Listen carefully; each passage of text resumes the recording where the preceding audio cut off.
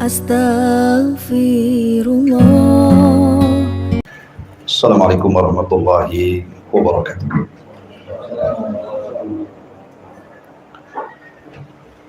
Alhamdulillah wassalatu wassalamu ala rasulillah wa ala alihi wa sahbihi wa mawalah wa la hawla wa la quwwata illa billahi wa ba'du. Alhamdulillah, di malam hari ini kita bisa melanjutkan kajian kita,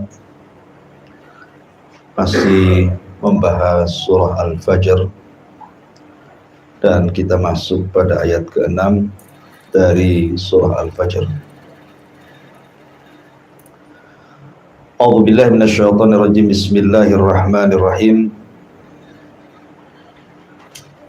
Alam tara kaifa fa'ala rabbuka bi'adin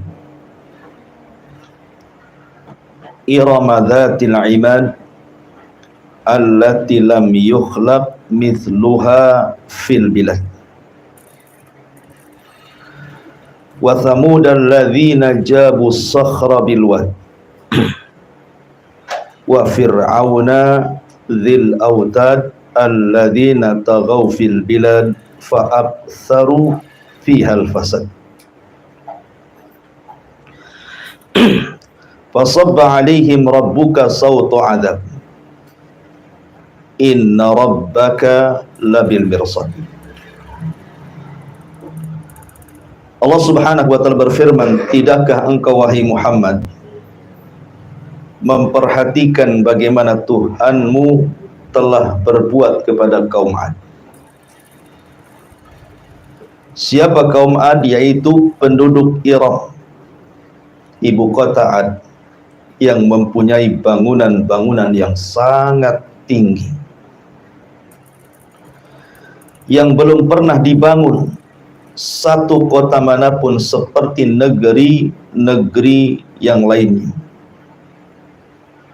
Dan terhadap kaum Tsamud, yang mereka memahat dan memotong batu-batu besar di lembah-lembah. Dan terhadap Fir'aun, yang mempunyai pasak-pasak bangunan yang besar, yang berbuat sewenang-wenang dalam negeri, lalu mereka banyak berbuat kerusakan di negeri tersebut. Karena itulah Tuhanmu menimpakan cemeti adab kepada mereka. Sungguh Tuhanmu benar-benar mengawasi. Baik. Di dalam ayat yang kita tadi baca di sini ada 3 kisah menarik yang kita bisa ambil petik ibrah dan pelajaran. Yang pertama kisah kaum Tsamud, kaum Adul. Kemudian yang kedua kisah kaum Tsamud, dan yang ketiga kisah Fir'aun. Tiga-tiganya adalah para pembangkang para nabi dan rasul, dan Allah jelaskan kesudahan mereka. Yang pertama kaum Ad, kemudian disusul dengan kaum Tsamud. Ulama mengatakan bahwa kaum Ad dan Tsamud itu sebelum kejadiannya Nabi Allah, lahirnya Nabi Allah Ibrahim alaihi salatu wassalam. Lah kaum Ad dan kaum Tsamud ini diutus kepada mereka Nabi Arab. Makanya orang-orang Arab sangat paham dengan kisah mereka. Apabila Nabi SAW memberikan peringatan kepada orang-orang musyrik Quraisy, maka Nabi SAW mengingatkan soal 2 kaum ini, kaum Ad dan kaum Tsamud, karena ini yang dihafal ceritanya oleh mereka. Adapun kaum-kaum yang lain dari para nabi Bani Israel, orang Arab tidak tahu. Karena Nabi SAW mengisyaratkan bahwa nabi-nabi Arab itu hanya ada 4 saja. Pertama Nabi Hud diutus kepada kaum Ad, dan kita akan ceritakan. Yang kedua, Nabi Allah Saleh alaihi salam diutus kepada kaum Samud atau Ad kedua. Yang ketiga, Nabi Allah Shu'aib yang diutus kepada Madian. Dan yang terakhir, Nabi kita Muhammad sallallahu alaihi wasallam. Ma'asyiral muslimin yang dimuliakan Allah Subhanahu wa taala. Kaum Ad dan kaum Samud ini kedua kaum yang sama jenisnya. Artinya mereka diberikan banyak kenikmatan yang nanti saya akan sebutkan. Dan mereka kaum yang tidak pernah diciptakan sebelumnya. Memiliki badan-badan yang sangat besar, melebihi besarnya kaum Nuh sendiri. Padahal Nuh itu duluan. Baru setelah itu Nabi Allah pun diutus kepada Ad dan Nabi Allah Saleh diutus kepada Thamud. Tetapi fisik mereka melampaui fisiknya kaum. Makanya nanti Allah katakan fazadahum bastah. Fisik mereka itu besar-besar. Bahkan dalam kisah Israiliyat, karena fisik mereka besar sehingga kalau mereka menyerang sebuah kaum tidak perlu banyak-banyak kirim pasukan. Cukup 2-3 orang saja itu sudah bisa menghancurkan sebuah kabilah. Dilempari batu saja hancur itu kabilah itu. Jadi tidak perlu banyak-banyak itu ya, satu kaum Ad menyerbu sebuah kabilah. Diutus saja 1-2 orang itu sudah hancur. Karena mereka diberikan kekuatan yang itu harusnya disyukuri tetapi mereka kufur. Baik, bagaimana kisahnya? Kita urut. Ma'asyiral muslimin yang dimuliakan Allah Subhanahu wa taala. Ketika era Nabi Allah Nuh alaihi salatu wassalam dan terjadi tufan yang merupakan azab kepada kaum Nabi Nuh karena mereka melakukan kesyirikan dan diutus Nuh mereka tidak sadar. Dan mereka menyembah berhala-berhala yang ma'ruf menurut orang-orang Arab. Allah mengatakan la tadarunna waddan wala suwa'an wala yaghutsa wa ya'uqa wa nasra. Jangan kalian tinggalkan Wad, Yaghus, Ya'uq, Suwa dan Nasr. Ini amanatnya para pembesar kaum ketika Nuh berusaha untuk memalingkan sesembahan-sesembahan itu ke dalam tauhid. Ketika kemudian Nuh alaihi salatu wassalam berdakwah siang malam, bahkan Nuh itu berdakwah 950 tahun, bukan waktu yang singkat, lama. Tapi tidak ada tanda-tanda kaumnya beriman.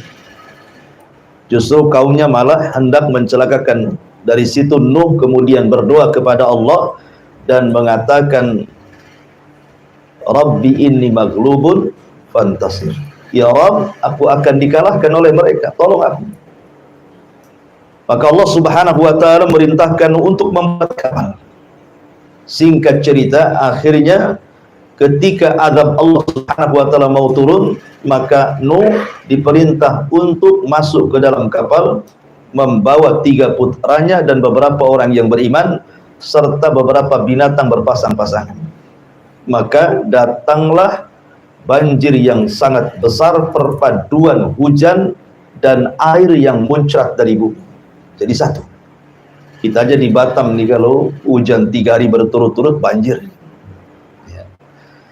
Bagaimana pula dengan hujan yang kemudian disatukan dengan air bumi? Air bumi dilautkan ke daratan, ditambah pula dengan hujan. Tentu akan semakin besar banjirnya. Sampai itu digambarkan ketika Nuh alaihi salatu wassalam hendak menyelamatkan salah satu putranya namanya Yam, atau menurut ahli kitab disebut Kan'an. Apa kata Nuh? Irkam ma'ana. Wahai anakku, naiklah ke perahu. Tetapi anaknya degil dan mengatakan, Sa'awi ilal jabal. Biarkan, aku akan naik saja ke gunung. Enggak akan sampai banjir ini ke gunung. Tetapi Nuh mengatakan, tidak ada yang selamat hari ini, nak naik. Namanya Nuh, lihat anaknya walaupun kafir, masih ada namanya sifat bapak itu kasihan dengan anaknya. Masih pengen menyelamatkannya. Tetapi karena memang Yam atau Kan'an ini tidak mau juga, maka Allah mengatakan innahu laisa min ahlik. Tinggalkan Nuh, dia bukan keluargamu lagi. maka Nuh meninggalkan yang akhirnya seluruh manusia tenggelam dan binasa karena Nuh berdoa kepada Allah, la tadhar 'alal ardi minal kafirina dayyara. Jangan kau tinggalkan satu jiwa kafir masih hidup di bumi. Itu doanya Nuh, menunjukkan apa? Tidak ada manusia yang hidup. Alasannya apa? In tadharhum, kalau engkau biarkan satu saja hidup dari mereka, maka mereka akan melahirkan orang-orang yang fajir, yang jahat-jahat. Intinya bahwa setelah banjir bandang ini, maka kemudian Nuh alaihi salam diselamatkan di sebuah bukit namanya Judi di Irak. Disitulah permulaan kehidupan manusia yang baru. Karena yang hidup hanya di perahu Nuh saja. Lah Nuh alaihi salatu wassalam itu ma'ruf memiliki 3 anak yang masih hidup dan 1 mati. Yang 1 kafir ya. Yang 3 namanya Syam, dan itu Abul Arab, seluruh orang-orang Arab turunan Syam. Ya. Kemudian ada Ham, dan itu bapaknya orang-orang Romawi dan orang-orang yang berkulit hitam. Kemudian ada Yafis, salah satunya keturunannya orang-orang Asia. Ya. Lah kata para ulama bahwa tidak ada manusia setelah tragedi banjir Nuh itu kecuali turunan 3 putranya, Syam, Ham, dan Yafis. Karena Allah yang mengatakan waja'alna min dzurriyyatihi humul baqin, dan kami jadikan yang tersisa manusia itu hanya dari turunan Nuh, ya, dari 3 putranya itu. Dari sini kata para ulama sejarah, Nuh itu disebut Abul Bashari Ats-Tsani, bapak manusia kedua setelah Adam.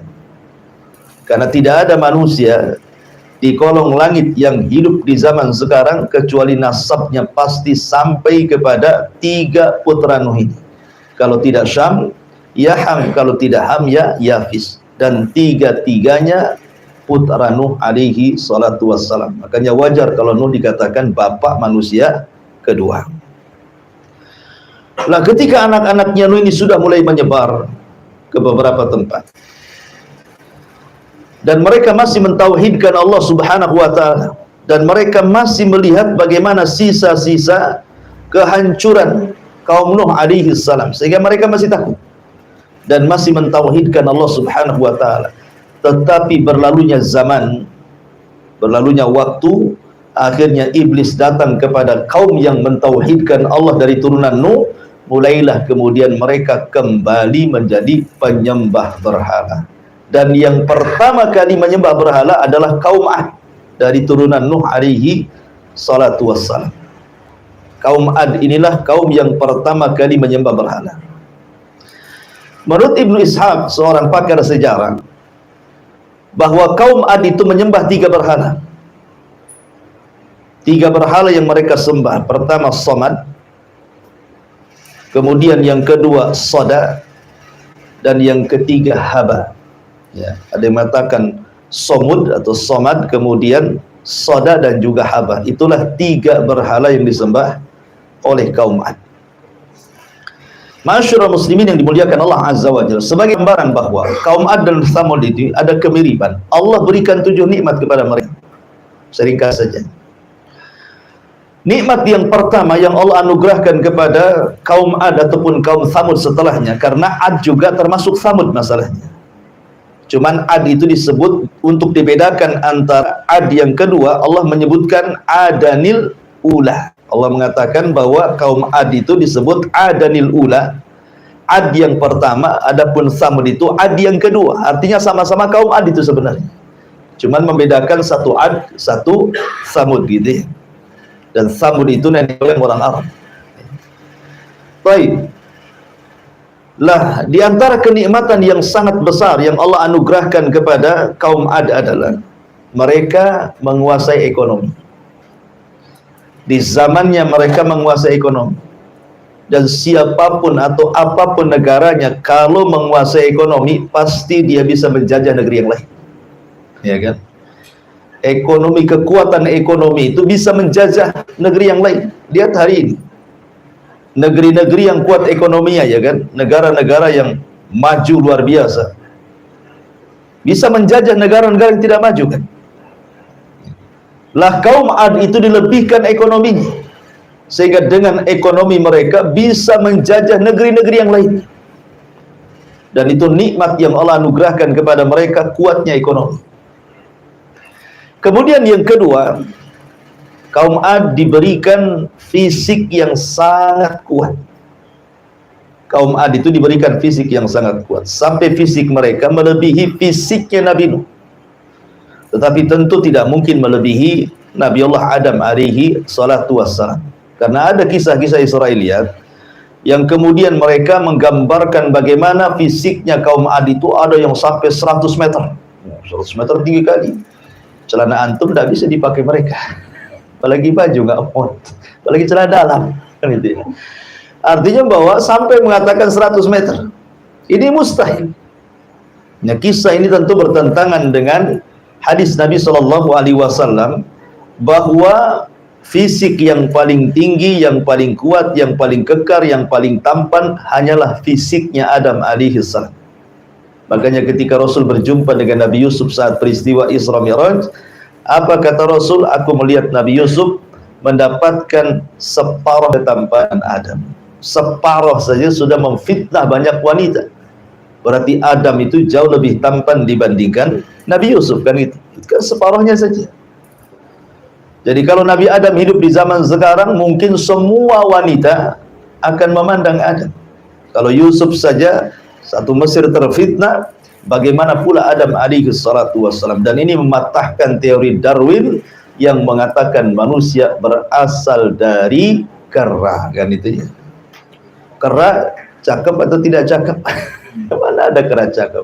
Antum dandani, antum kasih bedak pun tidak akan cakep kera itu. Ya mungkin si Darwin saja yang ikut kera. Kita ikut Nabi Adam.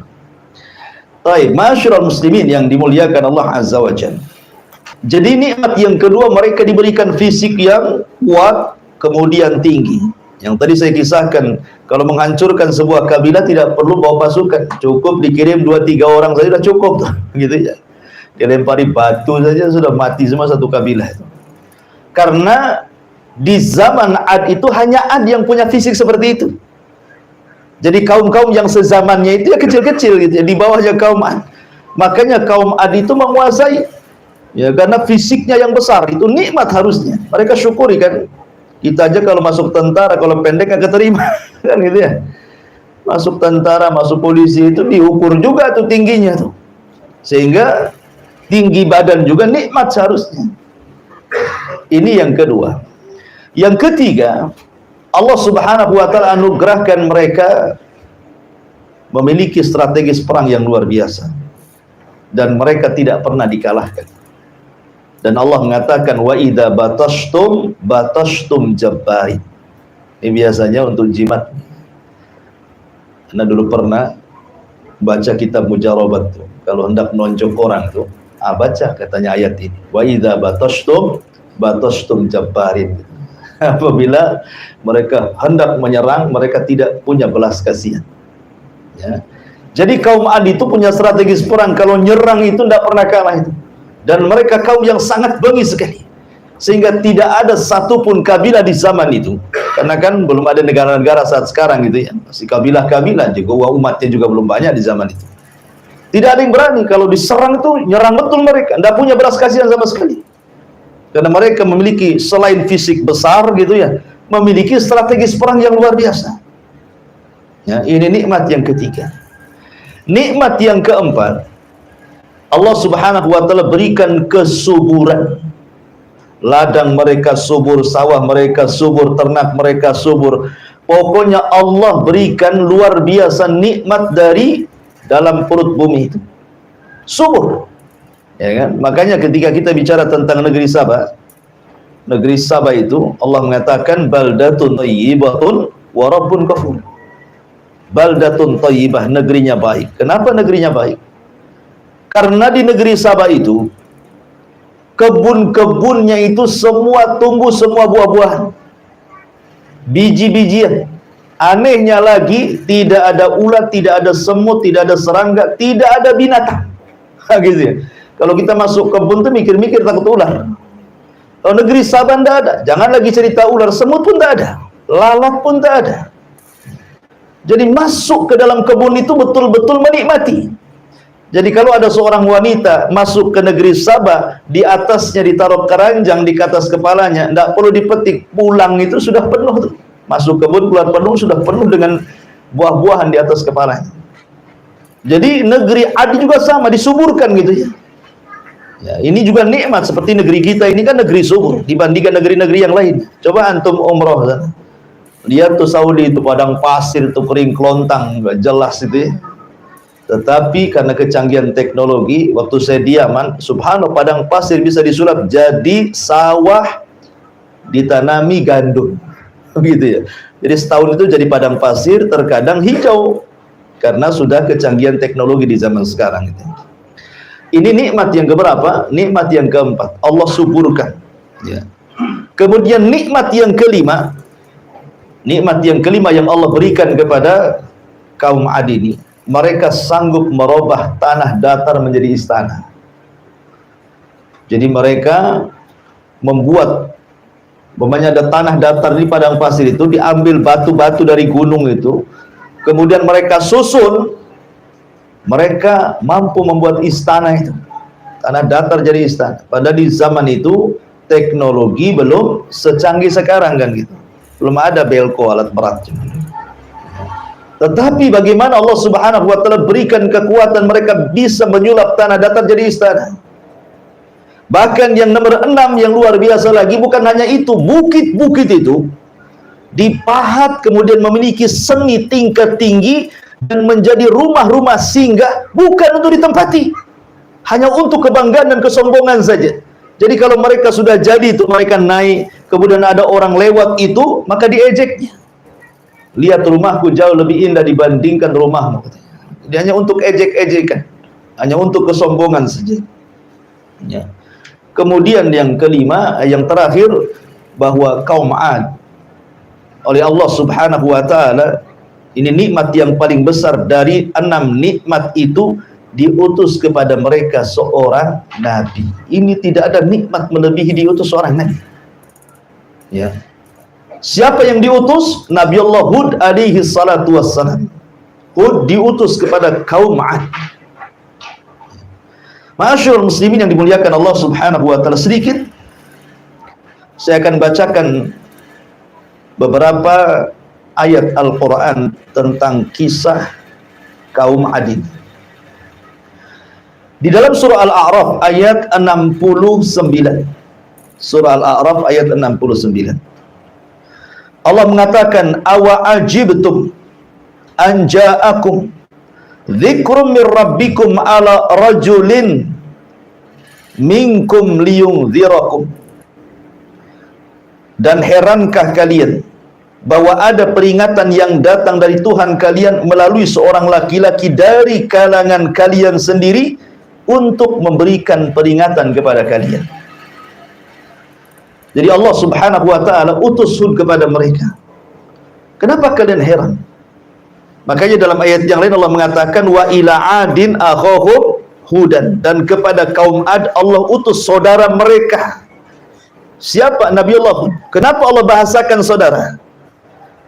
Karena Hud alaihi salatu wassalam itu hidup di tengah-tengah mereka. Jadi kaum Ad itu tahu siapa Hud, mulai dari oroknya sampai kemudian besarnya, sampai dewasanya, sampai diangkatnya jadi nabi, mereka tahu. Dan Allah sudah persiapkan gitu ya. Karena Allah Subhanahu wa taala kalau mengutus seorang nabi dan rasul itu dicomot dari kaumnya. Makanya Allah mengatakan dalam Al-Qur'an, bagaimana Allah Subhanahu wa taala berfirman tentang Nabi sallallahu alaihi wasallam, gimana, walaqad ja'akum rasulun min anfusikum azizun 'alaihi ma anittum harisun 'alaikum bil mu'minina raufur rahim. Dan sungguh Allah telah utus kepada kalian seorang rasul dari jenis kalian, dari jenis kalian manusia, dari daerah kalian sendiri. Ya. Jadi mereka sudah paham siapa Hud itu sebenarnya. Kemudian fitrah dakwah seorang nabi itu pasti mendakwahkan tauhid. Yang pertama didakwahkan adalah dakwah tauhid. Tapi sebelumnya Hud alaihi salatu wassalam berusaha untuk mengingatkan nikmat. Pentingnya kita diingatkan nikmat, ikhwan, supaya jangan kufur. Ya. Makanya kemudian Allah mengatakan wadhkuru ij'alakum khulafa min ba'di nuhin wa zadakum fil khalqi bastah fadhkuru ala Allah la'allakum tuflihun. Kata Hud kepada kaum Ad, ingatlah ketika dia menjadikan kalian sebagai pengganti-pengganti kaum Nuh. Kalian ini pewaris kaum Nuh. Ya. Kemudian dan Allah subhanahu wa ta'ala telah lebihkan kalian dalam kekuatan tubuh dan perawakan kalian. Maka ingatlah akan nikmat-nikmat yang Allah anugerahkan kepada kalian supaya kalian beruntung. Jadi kaum Hud ini diingatkan oleh Nabi Allah Hud supaya jangan lupa nikmat. Allah sudah berikan ekonomi yang baik, Allah sudah berikan tanah yang subur, Allah sudah berikan fisik yang kuat, kalian bisa ditakuti oleh bangsa-bangsa yang lainnya. Maka syukurnya cuma satu, tauhidkan Allah. Tinggalkan haba, tinggalkan somut, tinggalkan sodah. Patung-patung kali itu nggak ada gunanya gitu. Karena itu bentuk kekufuran nikmat. Jadi Hud mengajak mereka kepada tauhid, ani'budullaha wattaqu, sembahlah Allah dan bertakwalah kepada Allah azza wa jalla. Dan begitulah dakwah para nabi, dimulai dari tauhid. Bendera dakwah para nabi itu dimulai dari tauhid. Dan itu Allah subhanahu wa ta'ala katakan walaqad ba'athna fi kulli ummatir rasulan ani'budullaha wajtanibu taghut. Dan sungguh kami utus pada tiap-tiap umat seorang rasul utusan, tugas mereka hanyalah meneriakkan sembahlah Allah, tauhidkan Allah, jauhi sesembahan selain Allah alias taghut. Ya. Kemudian Allah subhanahu wa ta'ala ingatkan lagi dari lisan Yahud kepada kaum Ad itu, atabnuna bi kulli ri'in ayatan ta'basun wa tattakhiduna masani'a la'allakum takhludun. Apakah kalian mendirikan pada tiap-tiap tanah yang tinggi tempat-tempat bangunan-bangunan yang berfungsi sebagai tanda-tanda bagi orang-orang yang lewat untuk bermain-main? Kemudian di tempat-tempat tersebut kalian mengambil hanya untuk olok-olokan orang yang melewat, dan kalian membuat benteng-benteng, yakni penampungan-penampungan air di bawah tanah. Maksudnya seolah-olah kalian merasa akan dikekalkan selamanya. Jadi keyakinan orang kaum Ad juga, mereka sama sekali tidak yakin tentang kehidupan akhirat. Mereka merasa mereka itu akan hidup selamanya begitu. Makanya mereka membuat tampungan-tampungan di bawah rumah itu, air-air seolah-olah mereka tidak akan mati. Bahkan celakanya mereka memiliki pemahaman dahriyah. Kalaupun mereka itu mati, yang menjadikan mati itu hanya waktu yang berjalan saja. Kami hidup dan mati itu hanya waktu saja. Nah, gitu ya. Ini kan pemahaman orang ateis. Jadi orang ateis sudah ada sejak zaman dulu. Ya, yang enggak mengakui ketuhanan gitu ya. Yang menganggap bahwa kita mati dan hidup itu hanya berjalannya waktu saja.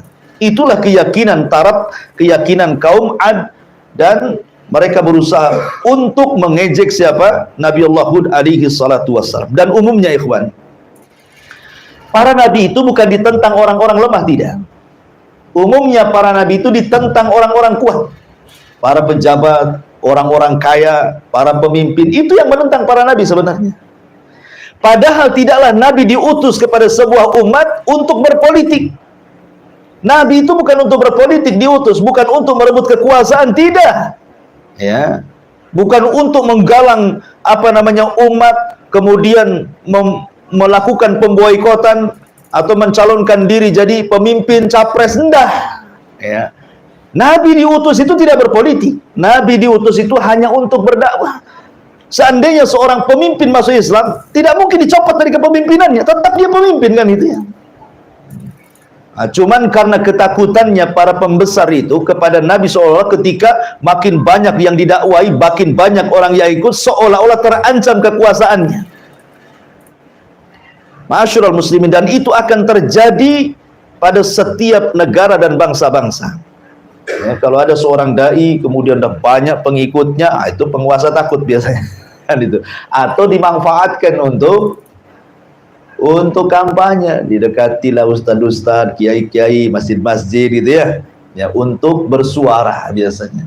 Karena paling efektif kampanye itu lewat tokoh-tokoh agama, karena paling banyak pengikutnya masalahnya kan itu. Kemudian meyakinkan dengan dalil-dalil, itu yang lebih hebatnya lagi. Orang yakin itu ya, walaupun sebenarnya kibul semuanya. Taib, bayangkan Allah mengatakan di sini, qalal mala'ul ladzina kafaru min qaumihi. Pemuka-pemuka orang-orang kafir dari kaumnya berkata, inna lanaraka fi safahatin wa inna lanadhunnuka minal kadhibin. Kata mereka, sesungguhnya kami benar-benar memandang engkau wahai Hud kurang akal, dan sesungguhnya kami menganggap engkau wahai Hud adalah pendusta. Setiap dai pasti akan dilabeli dengan dua label ini. Ya, setiap dai yang mendakwakan tauhid loh ya. Setiap dai yang mendakwakan tauhid pasti akan dilabeli dengan dua sifat ini. Pertama dikatakan kurang akal, yang kedua pendusta. Coba saja kalau antum berdakwah tauhid, antum buatlah channel di YouTube gitu kan. Antum berantas kesyirikan. Antum berantaslah itu penyimpangan terhadap sunnah Nabi SAW. Oh, besoknya sudah ada itu yang nyaut, itu yang jawab. Kan gitu ya. Oh, ini orang gila, mecah belah, itu macam-macam ngomongnya. Karena memang tabiat dakwah seperti itu. Nabi lo dikatakan pendusta, tukang sihir, tukang tenun, macam-macam Rasul itu. Maka Nabi Hud pun kurang lebih saja. Ketika Hud alaihi salatu wasallam mengatakan, ya qaumi ibudullaha ma lakum min ilahin ghairu afala tattaqun. Wahai kaumku, sembahlah Allah. Tidak ada sesembahan selain daripada Allah subhanahu wa ta'ala. Tidakkah kau bertakwa? Maka mereka mengatakan, wahai Hud, kau ini orang gila, ngapain kau berdakwah? Kau ini pendusta. Maka Hud mengatakan dengan lembut, ingat, ini juga salah satu tariqah dakwah gitu ya. Para nabi itu diceritakan dalam Al-Quran, untuk diambil pelajarannya. Ketika kaum Hud itu berusaha dengan sangat keras, kasar gitu ya, menuduh macam-macam kepada Hud, tetapi Nabi Allah Hud menganggap dan membalas dengan kelembutan.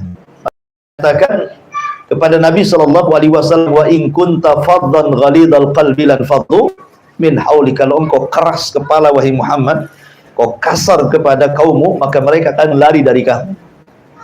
Makanya kelembutan itu asas dakwah. Apa kata Hud? Ya qaumi laisa bisafahatun walakinni rasulun mir rabbil alamin. Aku tidak gila, aku waras. Akan tetapi Allah mengutusku menjadi nabi kalian, menjadi rasul kalian yang membawa amanah dari Allah subhanahu wa ta'ala. Uballigukum risalati rabbi wa ana lakum nasihun amin. Akulah menyampaikan amanat Tuhanku kepada kalian saja, dan saya adalah penasehat yang amanah yang Allah tunjuk untuk mendakwai kalian.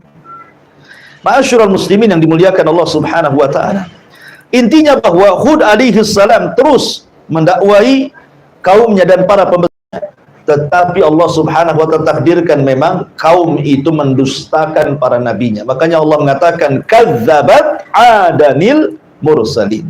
Kadzabat adun al mursalin, telah mendustakan kaum Ad para rasul. Ya. Makanya ketika kemudian mereka mungkin sudah capek gitu ya, mungkin bahasa kitanya sudah bosan dengan ucapan-ucapan Hud ini, kemudian mereka mengatakan, ya Hud, ma ji'tana bibayyinatin wa ma nahnu bitariki alihatina an qaulika wa ma nahnu laka bimu'minin. Mereka kaum Ad mengatakan, wahai Hud, engkau tidak mendatangkan satu bukti yang nyata kepada kami kalau engkau seorang nabi. Engkau hanya manusia biasa. Kami makan, kau makan. Kami jalan, kau berjalan. Kau ke pasar, kami juga ke pasar. Untuk apa kami ikuti orang yang sama dengan kami, gitu maksudnya. Mereka mengatakan, kaum Ad ini, wahai Hud, engkau ini tidak ada bukti kalau kau seorang nabi. Dan kami tidak akan meninggalkan atau tidak pernah meninggalkan Tuhan-Tuhan kami gara-gara ucapanmu. Dan kami selamanya tidak akan beriman. Kata kuncinya langsung mereka keluarkan, tidak akan beriman. Kemudian mereka mengatakan, innaqul inna qulu illa taraka ba'du alihatana bisu. Kami hanya mengatakan bahwa sebagian sembahan kami telah menimpakan penyakit gila kepada kalian. Boleh jadi engkau itu wahai Hud kewalat dengan sesembahan kami katanya. Makanya sekarang kau jadi gila katanya, gitu maksudnya ya. Ya. Jadi ketika Hud kemudian berusaha memperingatkan umatnya, janganlah sembahlah patung-patung itu. Patung-patung itu tidak membawa manfaat, tidak membadaratkan, bahkan akan mengancam azab kepada kalian. Mereka mengatakan, lihat, jangan-jangan Hud gila itu gara-gara ditimpa oleh Tuhan-Tuhan kami. Kewalat dia dengan kami, itu bahasanya. Ya. Maka kemudian mereka mengatakan, lain ata'tum basyaram mithlukum lain ata'tum basyaram mithlakum innakum idzan la khasirun aya'idukum annakum idza mittum wa kuntum turaban wa idzaman annakum mukhrajun. Dan sesungguhnya kalian menaati manusia seperti kalian, niscaya kalian akan benar-benar rugi. Apakah jika ia menjanjikan kepada kalian bahwa bila kalian telah mati dan telah menjadi tanah, kemudian telah menjadi tulang belulang, kalian sungguh akan dikeluarkan dari kuburan kalian? Hayhat, hayhat lima tu'adun. Jauh sekali kebenarannya, mustahil. Mereka sudah mulai menentang, mustahil. Karena kemudian mereka tidak mau beriman lagi.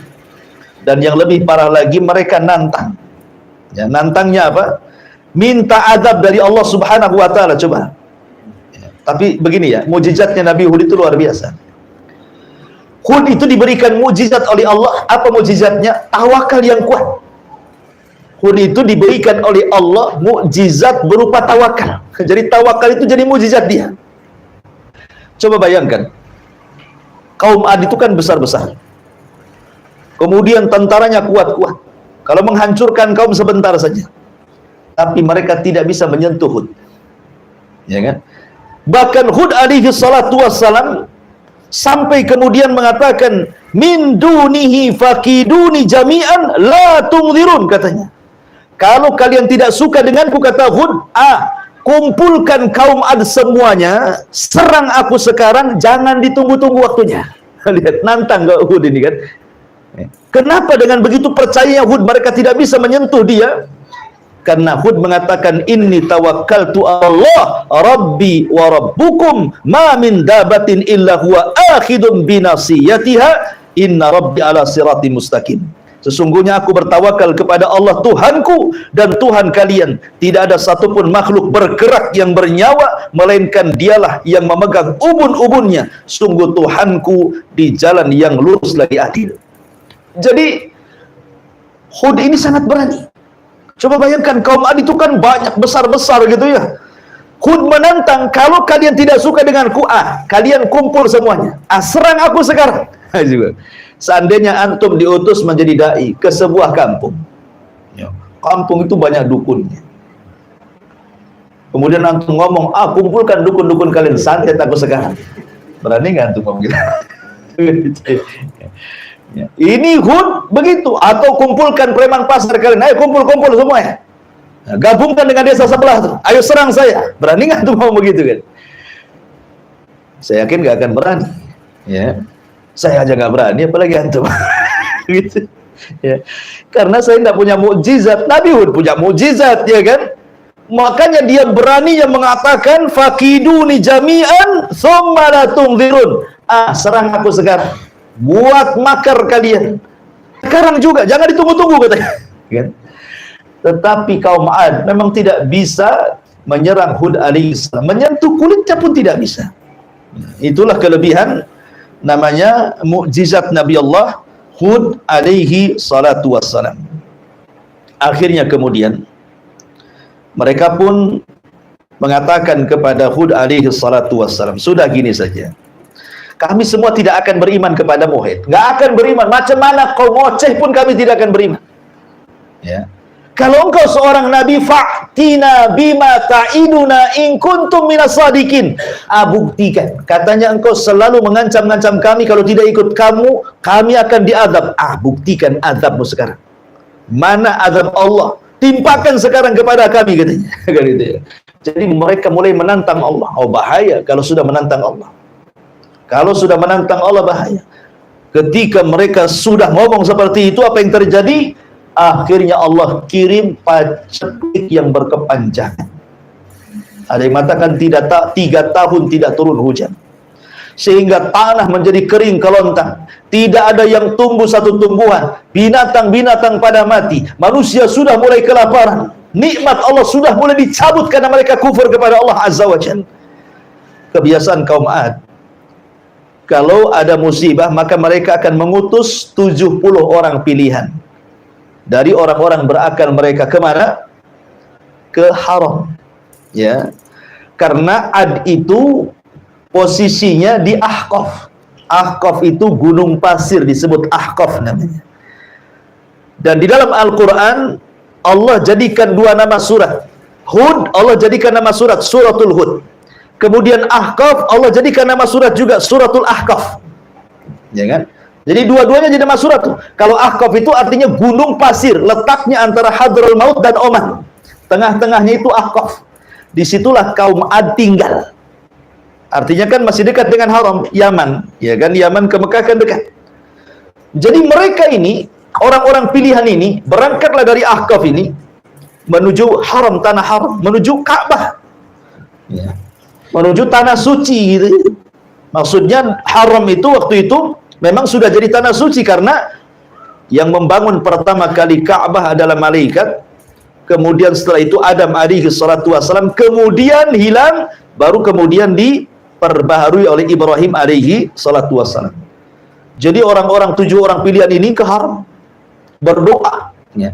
Cuman masalahnya sampai di Haram mabok pula mereka, berzina pula mereka, disuruh sama kaumnya suruh berdoa, sampai di Haram malah mabok. Coba bayangkan, bejatnya orang-orang Adi. Akhirnya diingatkan sesama mereka, lah kita akan diutus untuk berdoa di sini. Kenapa kita mabok berzina pula di sini? Akhirnya mereka sadar. Ketika mereka sadar, akhirnya mereka pun berdoa semuanya di Haram, di tanah Haram, di tanah suci itu. Tiba-tiba ada suara di balik awan. Apa suaranya?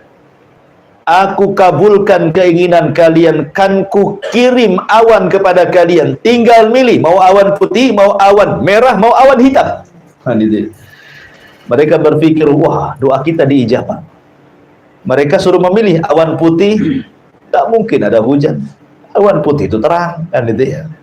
Awan merah, wah sedikit airnya. Awan hitam sajalah, kan gitu. Karena biasanya kalau sudah gelap, ya kan, siang-siang ini teduh gitu, wah ini mau hujan deras. Itu prasangka mereka. Makanya kemudian mereka pun pulang dengan bahagia karena mereka sudah dapat ilham. Pulanglah mereka ke negeri Ahqaf, pulang kampung, dan memberitahu kampungnya bahwa doa mereka sudah diijabah. Betul, Allah subhanahu wa ta'ala kirim awan kepada mereka, dan itu Allah gambarkan dalam Al-Quran. Falamma ra'auhu aridan mustaqbila audiyatihim, maka ketika mereka melihat, ya, ada awan hitam yang menuju lembah-lembah mereka, ladang-ladang mereka, sawah-sawah mereka, semua keluar. Bayangkan, mereka tidak paham kalau ini ada. Jadi seluruh kaum Ad keluar dari rumah-rumah mereka, dari anak kecil, orang dewasa, laki-laki, perempuan, tua, muda, semua keluar. Ingin merasakan hujan yang sudah 3 tahun tidak hujan-hujan. Mereka bernaung di awan itu. Apa yang terjadi? Qalu, mereka mengatakan, hadza 'aridun mumtiruna. Mereka mengatakanlah awan yang akan menurunkan hujan kepada kami. Dengan bangganya mereka bernyanyi-nyanyi, berteriak-teriak dengan penuh kebahagiaan. Inilah awan yang akan menurunkan hujan kepada kami. Maka Allah mengatakan, bal huwa masta'jaltum bi rihun fiha adzabun alim. Maka Allah katakan, bahkan ini azab yang kalian minta disegerakan datangnya, yaitu angin yang mengandung azab yang sangat pedih bagi kalian. Rupanya awan hitam itu permulaan azab Allah. Mereka tidak paham, ya. Jadi hati-hati bahwa terkadang orang menyangka itu nikmat, rupanya di balik nikmat itu ada azab. Ya, ini pelajaran. Terkadang ada orang diberikan nikmat oleh Allah subhanahu wa ta'ala dengan nikmat yang melimpah. tapi rupanya nikmat itu menggiring mereka kepada azab. Makanya kenapa terkadang kenikmatan itu disebut istidraj. Ya, dalam bahasa akidah disebut istidraj. Orang itu kalau usaha maju terus, buat bisnis maju terus, buat ini maju terus. Kok enggak pernah enggak maju? Enggak pernah enggak dirugikan, untung terus. Ini hati-hati nih. Usaha ini sukses, usaha itu sukses, akhirnya jadi kaya raya gitu ya. Nanti suatu ketika nikmat ini justru kalau sampai dia lalaikan akan berubah menjadi nikmat azab yang pedih bagi dia. Makanya hati-hati dengan istidraj itu. Ma'asyiral muslimin yang dimuliakan Allah Azza wa Jalla. Akhirnya kemudian Allah katakan tudammiru kulla syai'in bi amri rabbiha. Fa asbahu la yura illa masakinuhum kadzalika nazzil qaumal mujrimin. Yang menghancurkan segala sesuatu dengan perintah Tuhannya sehingga mereka kaum Ad menjadi tidak tampak lagi di bumi kecuali hanya bekas-bekas tempat tinggal mereka. Demikianlah kami memberi balasan kepada kaum Ad, kaum yang sangat pendosa itu. Bagaimana azabnya? Allah Subhanahu wa taala ketika mengirim awan hitam itu, tiba-tiba angin muncul dari langit. Angin puting beliung muncul dari langit ke bumi, kemudian membawa semua yang ada di bumi naik ke langit. Coba ini kan manusia sudah keluar semua kan, yang kecil yang besar berada di awan itu, tidak ada satupun yang di rumah itu karena semua keluar. Rupanya datang angin menyapu orang-orang ini, mengangkat ke langit. Mereka diputar-putar di puting beliung itu, sampai-sampai Allah Subhanahu wa taala mengatakan sakharaha alaihim sab'a layalin wa thamaniyata ayyam husuman fataral qauma fiha sar'a ka'annahum a'jazun nakhlin khawiyah. Allah menimpakan angin itu kepada mereka selama 7 malam 8 hari terus menerus tidak berhenti. Maka kami melihat kaum Ad pada waktu itu mati bergelimpangan seperti batang-batang pohon kurma yang telah kosong dan laku. Artinya ketika anginnya selesai, badan-badan mereka jatuh ke bumi, mereka nancap seperti tunggul-tunggul kurma. Ya, bagaimana Allah Subhanahu wa taala azab kaum Ad seperti itu. Adapun Nabi Allah Hud, sebelum azab ini datang dia sudah pergi duluan. Bersama siapa? Bersama kaumnya yang beriman yang tidak banyak itu menuju mana? Menuju Hijr. Ya. Hijr itu di mana? Makanya ada suratul Hijr. Dalam Quran itu ada suratul Hijr kan? Ya. Hijr itu tengah-tengah antara Hijaz. Hijaz itu Mekah dan Madinah. Ya. Dan Syam, tengah-tengahnya itu Hijr. Ada yang mengatakan Yordania dan Hijaz, tengah-tengahnya itu Hijr. Disitulah kemudian Nabi Allah Hud alaihi salatu wassalam meninggal dunia, kemudian kaumnya terus mentauhidkan Allah Azza wa Jalla dan mereka masih terngiang-ngiang dengan azab kaum Ad, tetapi berlalunya waktu kembali mereka kufur, yang disebut dengan kaum Tsamud. Ya. Jadi setelah kehancuran kaum Ad itu, mereka masih mentauhidkan Allah Azza wa Jalla. Tapi berlalunya waktu, berlalunya zaman, akhirnya kemudian terjadi kesyirikan lagi setelahnya, dan yang pertama kali melakukan kesyirikanlah kaum Tsamud, masih turunannya Ad. Kan gitu ya. Mereka yang kemudian kufur pertama kali setelah kaum Ad. Menariknya ikhwatul filin yang dimuliakan Allah Azza wa Jalla, kalau cerita tentang kaum Tsamud, karena di sini juga Allah mengatakan wa tsamudal ladzina jabu sahra bil wad. Sebenarnya nikmat yang 7 tadi yang Allah berikan kepada kaum Ad, Allah berikan juga kepada kaum Tsamud. Tidak perlu saya ulang. Ya. Tapi yang menariknya adalah kaum Tsamud ini. Kaum Tsamud ini Allah berikan seekor unta. Unta yang sangat besar, yang menjadi mukjizat bagi mereka di tengah-tengah mereka. Unta itu cukup bisa diminum air susunya oleh banyak kabilah kaum Tsamud. Berarti menunjukkan unta itu besar, bukan unta kecil kan itu. Karena beberapa kabilah bisa minum dalam 1 hari dari susunya air unta itu. Ini nikmat yang luar biasa. Tinggal diambil saja susunya, selesai. Ya. Tetapi anehnya juga, turunnya azab Allah Subhanahu wa taala kepada kaum Tsamud gara-gara unta juga. ketika mereka menyembelih untanya Nabi Allah Saleh sebagai mukjizat turun azab kepada mereka. Ya. Jadi unta yang membawakan nikmat, unta pula yang mendatangkan azab. Bagaimana kisahnya? Ma'asyiral muslimin yang dimuliakan Allah Subhanahu wa taala. Kaum Tsamud, kalau kaum Ad, Allah Subhanahu wa taala juga banyak menyebutkan dalam Al-Qur'an.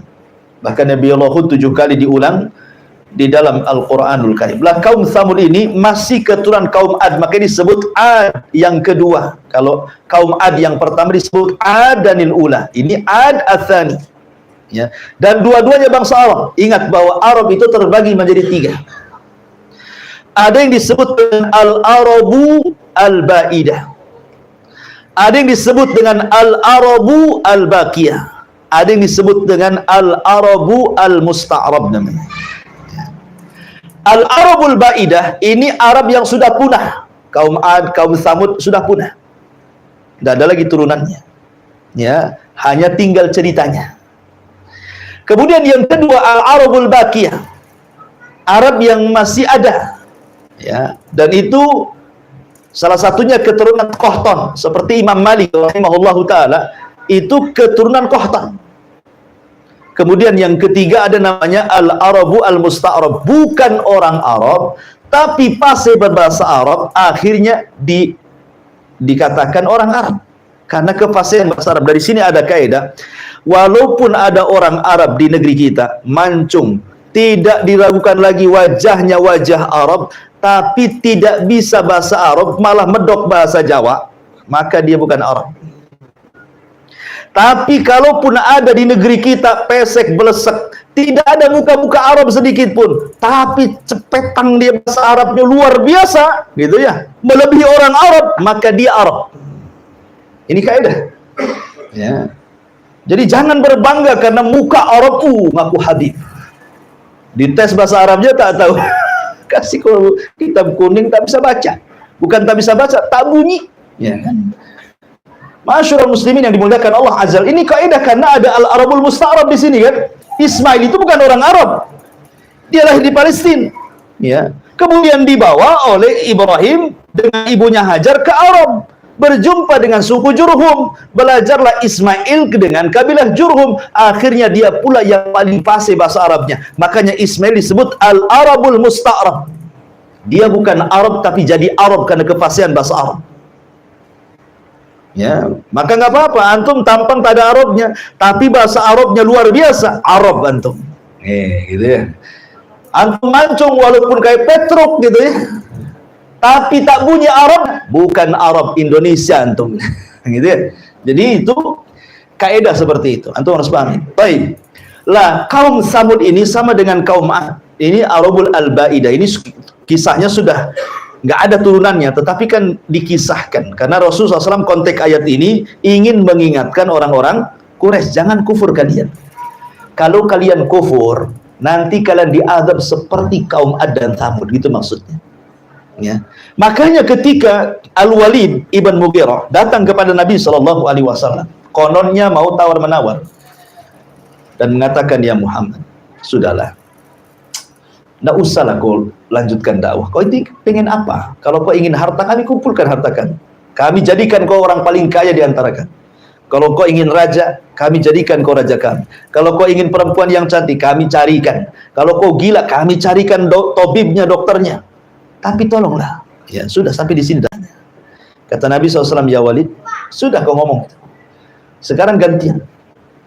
Maka Nabi SAW tidak membantah soal tawaran-tawaran tadi, tapi Nabi membacakan ayat fa'in a'radu, ya, fa'in a'radu anzartukum bisa'iqatin mithla sa'iqati adi wa thamud. Kalau mereka orang-orang Quraisy itu berpaling dari dakwahku, ingat, mereka akan disambar halilintar seperti halilintar yang pernah membinasakan kaum Ad dan Tsamud. Ketakutan itu Al-Walid. Karena tahu kisah mereka di benak-benak mereka kan. Dan mereka meyakini ini seorang nabi sebenarnya. Cuman karena hasad dan takaburnya saja tidak mau beriman. Akhirnya mengatakan hasbuka yang cukup, yang jangan diteruskan itu. Ketakutan dia. Akhirnya dia pulang menemui orang Quraisy, kata pembesar Quraisy, kata Abu Jahal, gimana hasilnya?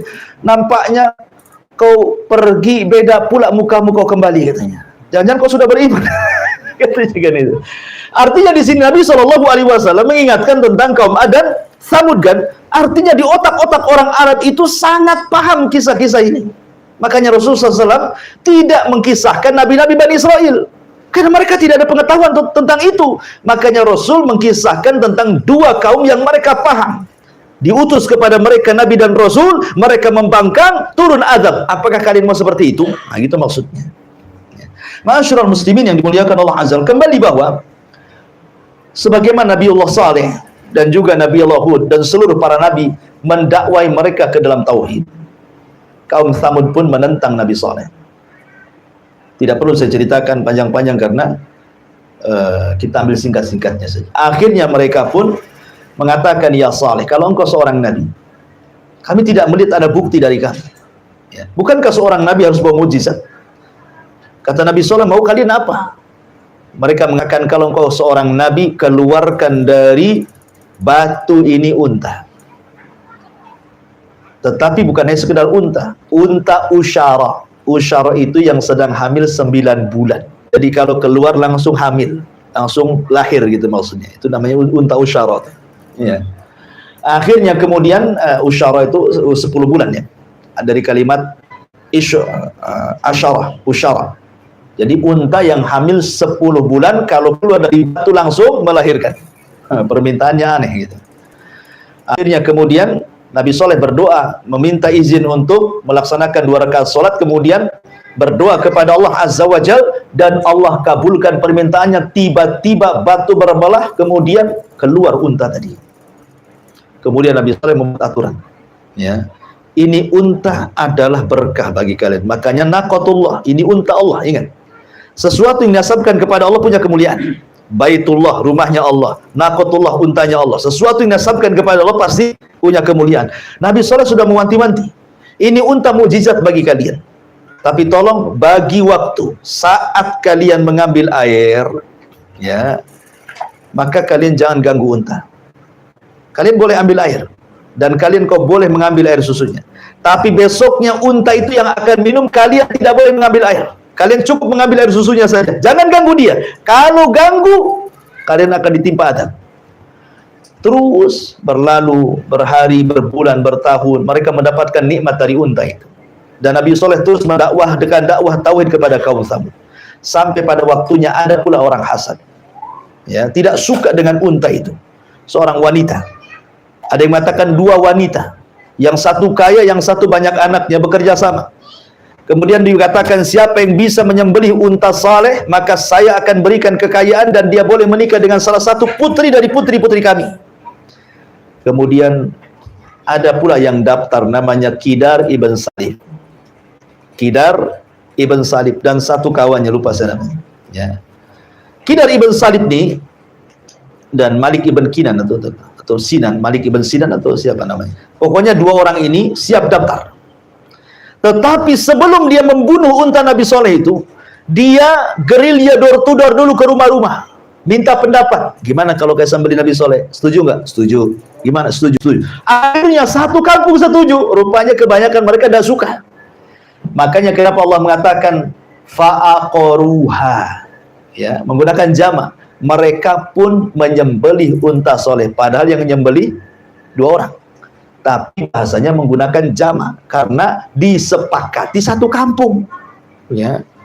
Mereka sepakat, cuman eksekutornya cuman si Kidar ibn Salib dan kawannya ini yang betul-betul mengeksekusi untanya Nabi Saleh sembelih, kemudian dikuliti dan dimakan dagingnya. Dalam kisah Isra lihat kan dia bawa unta, anak untanya itu, ya, anaknya unta Yasruh pergi kemudian masuk lagi ke dalam batu. Itu kisah Isra lihat. Dalam Quran atau dalam Sunnah itu tidak ada kisah seperti itu. Hanya mukjizatnya Nabi unta itu, mukjizatnya Nabi Saleh itu adalah seekor unta tanpa disebutkan punya anak, gitu, tanpa disebutkan keluar dari batu, enggak, ya, cuman seekor unta, gitu saja. Dari mana unta itu? Ya pokoknya dari Allah lah kan, namanya unta Allah. Nah, cuman kalau kita lihat Israiliyat lebih jelas gitu kisahnya, ya. Oh, unta itu permintaan Bani Israel sama dengan di zaman Nabi SAW kan meminta kepada mukjizat kan, untuk terbelah bulan jadi 2 kan. Maka terbelah bulan jadi dua tuh. Tetapi setelah kejadian, mereka menuduh Nabi SAW sebagai tukang sihir, katanya. Laqad dhahara sihru Muhammad. Muhammad sudah nampak sihirnya. Mereka mukjizat malah nuduh sihir. Ya. Intinya bahwa disembelilah untanya Nabi Allah Saleh alaihi salatu wassalam. Maka sebagaimana yang ma'ruf gitu ya, yang ma'ruf, maka Nabi Saleh ini mengingatkan mereka, jangan disembelih kalau tidak datang azab kepada kalian. Betul-betul disembelih. Ya. Maka datanglah azab kepada mereka. Apa azabnya? Ma'asyiral muslimin yang dimuliakan Allah Azza wa Jalla. Nabi Saleh mengatakan 3 hari akan datang azab kepada kalau kalian tidak bertobat. Rupanya 3 hari ini justru mereka merencanakan pembunuhan, bukan hanya telah membunuh unta, Nabi Saleh pun mau dibunuh dia. Maka di hari pertama wajah mereka tiba-tiba memerah. Hari kedua memutih. Hari ketiga kemudian menghitam. Hari keempat Jibril turun. Kemudian berteriak sekali teriakan sehingga teriakan Jibril mengeluarkan setiap jiwa yang ada di raga manusia. Ruhnya melesat, semuanya mati. Sampai-sampai mereka tinggal jasad bergelimpangan di rumah-rumah mereka. Ini akibat daripada mereka tidak bersyukur akan nikmat Allah Subhanahu wa ta'ala dan tidak menerima peringatan Nabi Allah Saleh. Makanya Allah mengatakan kadzabat Samud bin nudhur. Kaum Samud telah mendustakan para pemberi peringatan. Lah, kok menggunakan jama nudhur? Harusnya nadir. Ya. Kenapa Allah mengatakan kaum Samud telah mendustakan para pemberi peringatan? Kan yang memberi peringatan cuma satu, Nabi Saleh. Kenapa menggunakan jama di sini? Kata ulama tafsir, di sini hanya sekedar ingin mengatakan bahwa mendustakan satu nabi maka sama dengan mendustakan banyak nabi. Anda mendustakan satu Nabi Saleh berarti mendustakan semua nabi sebelumnya. Makanya menggunakan nudhur. Ya, pakai jama karena mendustakan satu nabi sama dengan mendustakan nabi-nabi yang lain. Faqalu abasyam minna wahidatan nattabi'uhu inna idzan la fi dhalal wa syu'ur. Mereka mengatakan, apakah kami harus mengikuti satu orang? Dia manusia sama seperti kami. Kalau begitu kami tersesatlah. Ngapain pula dia manusia, kami juga manusia. Ngapain harus ikut sesama manusia, katanya. Ya. Maka teruslah mereka mendustakan seperti itu. Akhirnya sampai kemudian Allah mengatakan inna arsalna alaihim sayhatan wahidatan fakanu kahashimin al-muhtadir. Kami utus kepada mereka Jibril untuk berteriak satu kali teriakan, maka mereka menjadi jasad-jasad yang bergelimpangan di rumah-rumah mereka. Inilah kisah Samud. Kemudian yang terakhir, dan di sini Allah Subhanahu wa taala mengatakan menyinggung soal Firaun. Ya. Di sini Allah Subhanahu wa taala mengatakan di dalam surah Al-Fajr di sini tentang Firaun.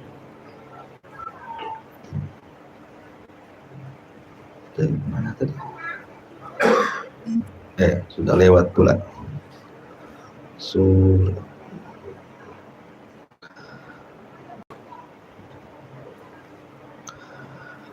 Allah Subhanahu wa taala mengatakan wa fir'auna dzil autad, dan terhadap Fir'aun yang memiliki pasak-pasak bangunan yang sangat besar.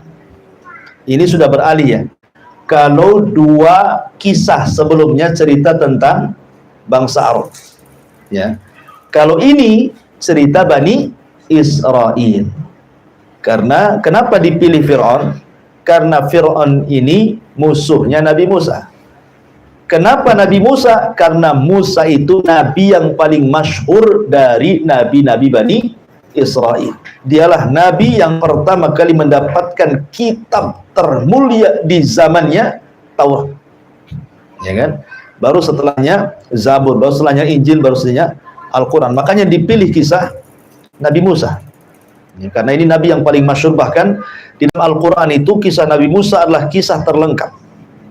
Ya, setelah Nabi Ibrahim, kemudian Nabi Yusuf, ada beberapa nabi itu yang lengkap, tapi Nabi Musa lebih lengkap lagi. terbanyak dalam Al-Quran. Seolah-olah ada kait hubungan antara Islam dengan Bani Israel. Karena banyak sekali kisah yang disebut dalam Al-Quran, hampir setiap surah. Ya, itu ketemu kisahnya Fir'aun atau kisahnya Nabi Musa alaihi salatu wassalam. Wa Fir'auna dzil autad. Maksudnya Fir'aun di sini siapa? Ada yang mengatakan bahwa Fir'aun yang ditemukan di Laut Merah itu, yang jasadnya hari ini dimumikan, kemudian ditaruh di Mesir dan menjadikan tempat rekreasi. Ya, antum kalau ke Mesir antum bisa datang ke tempat jasadnya Fir'aun, ya, di lab sana, dan antum bisa melihat bagaimana Fir'aun masih utuh karena dimumikan. Apakah Fir'aun yang kemudian dimumikan hari ini yang ada di Museum Mesir itu adalah Fir'aun yang dimaksud dalam surah Al-Fajr ini, ataukah Fir'aun yang lainnya? Karena kita tahu bahwa Fir'aun itu bukan satu. Fir'aun itu kan istilah bagi raja Mesir, itu disebut Fir'aun.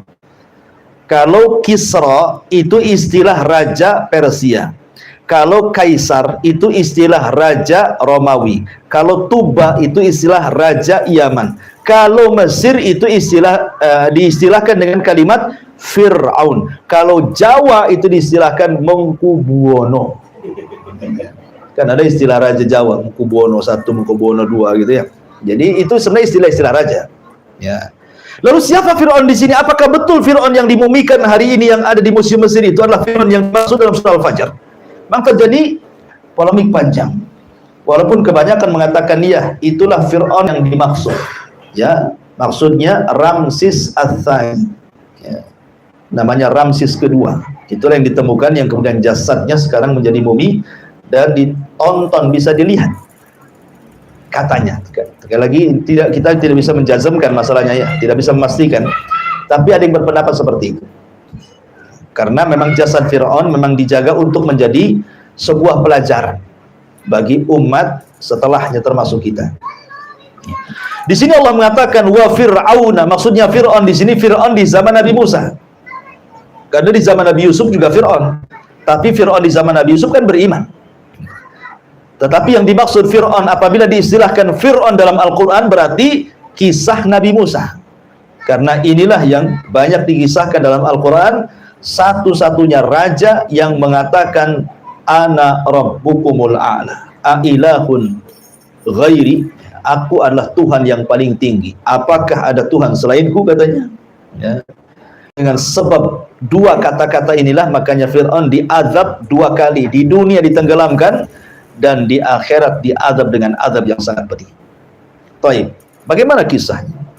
Di sini Allah mengatakan wa Fir'auna dzil autad, dan Fir'aun yang mempunyai pasak-pasak bangunan yang besar, alladzina taghaw fil bilad, yang berbuat sewenang-wenang dalam negeri, fa aktsaru fihal fasad, lalu mereka banyak berbuat kerusakan dalam negeri tersebut, fasabba alaihim rabbuka sautu azab, karena itulah Tuhan menimpakan semeti azab kepada mereka, inna rabbaka labil mirsad, sungguh Tuhanmu benar-benar menguasai mereka. Jadi Fir'aun itu membawa kerusakan karena begini, diawali dari mimpi.